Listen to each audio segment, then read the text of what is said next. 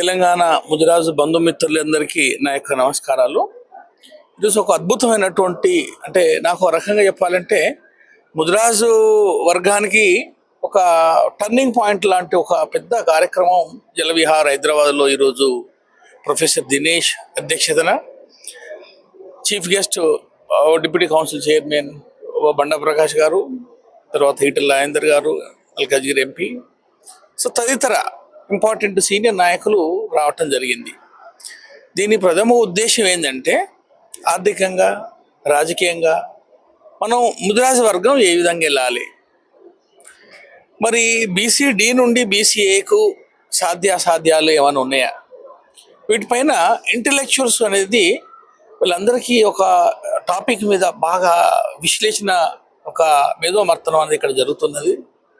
దీని తర్వాత ప్రతి ఒక్క ముదిరాజు అర్థం చేసుకోవాల్సింది ఏంటంటే ఒకటి చైతన్యవంతం కావాల్సిన అవసరం ఉంది.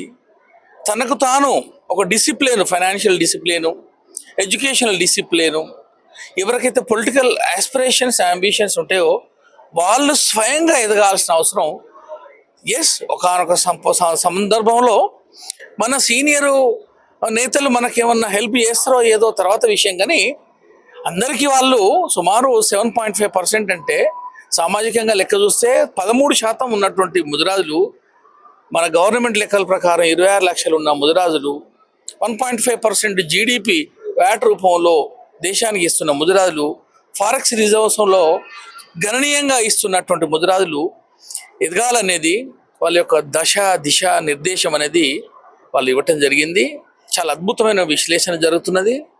దీని తర్వాత మనం ఎస్ బీసీడీ నుండి బీసీఏకు వస్తుందా అంటే డెఫినెట్గా వచ్చే అవకాశం ఉన్నది.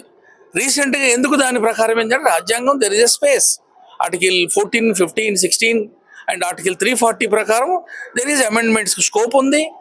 దానికి డైనమిక్స్, డే టు డే జరిగే డైనమిక్స్ ప్రకారం ఇప్పుడు దానికి ఒక స్పేస్ అంటూ ఉంటుంది అన్నట్టు. రాజ్యాంగం రాసిన మొదల్లోనే అన్నీ ఇది ఫైనల్ అయిన అంబేద్కర్ గారు మహనీయులు ఎప్పుడు అనలేదు. So that's why he has given a space to amendments. రీసెంట్గా మన యొక్క ఎస్సీ మిత్రులు కనుక చూస్తే వాళ్ళకు సబ్ క్లాసిఫికేషన్ జరిగి వాళ్ళ ఒక పెద్ద విజయాన్ని సాధించడం జరిగింది. వాళ్ళు 8,600 సార్లు రిప్రజెంటేషన్ చేయడం వల్ల, పంజాబ్లో కొందరు మహనీయులు చాలా స్ట్రాంగ్ రిప్రజెంట్ చేయడం వల్ల మనకు వాళ్ళ పలు కమిషన్స్ ఏర్పడిన తర్వాత వాళ్ళకు సబ్ క్లాసిఫికేషన్, వాళ్ళకు ఉన్నటువంటి 15% రిజర్వేషన్ ఏదైతుందో 9+5+1 ఈ విధంగా రిజర్వేషన్స్ వాళ్ళకు సబ్ క్లాసిఫై అయింది. అంటే నేను చెప్పేది ఏంటంటే బీసీడీ నుండి బీసీఏకు, ఎందుకంటే ఇది ముదిరాజులు బీసీడీలో ఉండి పోట్లాడడం అధికంగా ఉన్నటువంటి వ్యక్తులు గారు, ఆర్థికంగా లేరు, విద్యాపరంగా లేరు.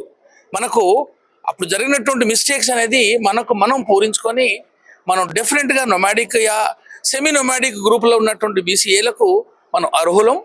రెండోది, ఏ రాజ్యాంగం మనం ఏ రిజర్వేషన్స్ ఏది ఉన్నప్పటికీ ఒకనొక సందర్భంలో మనకు రిజర్వేషన్స్ పైన డిపెండ్ కాకుండా ముదిరాజు మిత్రులందరికీ చెప్పేది ఏంటంటే ఒక కులానిలో నేను ఒక ప్రొఫెసర్ని, నేను ఒక మెడికల్ కాలేజీలో ప్రొఫెసర్ని, ఒక ఆర్మీ సైనికుడిని, నేను చెప్పేది ఏంటంటే ఎస్ మన కాళ్ళ మీద మనం నిలబడడం అనేది టాప్ మోస్ట్ ఇంపార్టెంట్. అందుకే నేను చెప్పేది ఏంటంటే educational discipline, economical discipline, self discipline, and ఎవరికైతే పొలిటికల్గా ఆస్పిరేషన్స్ ఉంటాయో వాళ్ళు ముందుకు వెళ్ళాల్సిన అవసరం ఉంటుంది. పెద్దల సలహాలు తీసుకోవాల్సి వస్తుంది, ఐక్యం చేయాల్సి వస్తుంది, వేదికలు ఏర్పరచాల్సి వస్తుంది, రిపీటెడ్ డిబేట్ చేయాల్సి వస్తుంది. దీంతో జాతి అభివృద్ధి చెందుతుంది అనేది నేను ఆశిస్తున్నా. ఈ అవకాశం ఇచ్చిన ఈ ఛానల్ మిత్రులందరికీ, యాజమాన్యానికి ప్రత్యేక తెలంగాణ ముదిరాజులందరి తరఫున కృతజ్ఞతలు చెప్తున్నా. జై ముదిరాజ్.